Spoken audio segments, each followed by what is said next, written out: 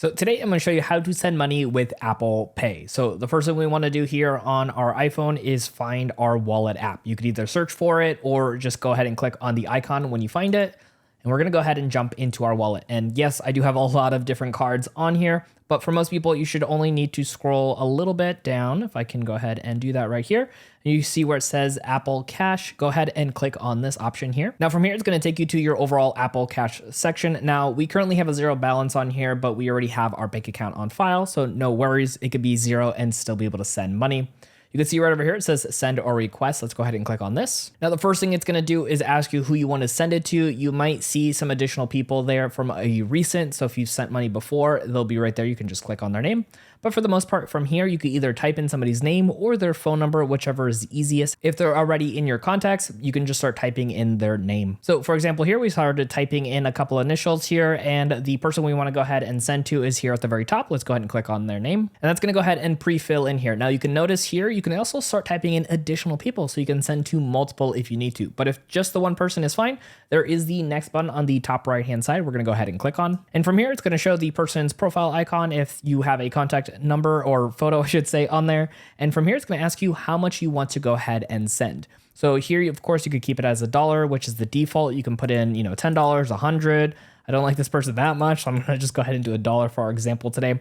And at the bottom here, you can also set a recurring payment. So if you are maybe paying rent or paying them back for something, you can go ahead and set this up as well. But for this easy example, we're just going to go ahead and do a regular one-time payment. Now, one thing I do want to let you know is by clicking send, it doesn't actually send the money right away. It's going to take us to another step. So just something to keep in mind, you'll have one more chance before this to go ahead and back out or do any kind of edit that you need.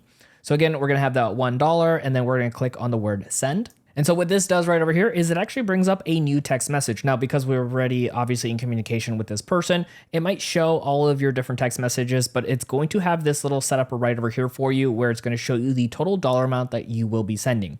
You could put a comment in here as well saying, for whatever reason you are sending this money. So for ours here, we're going to say for YouTube.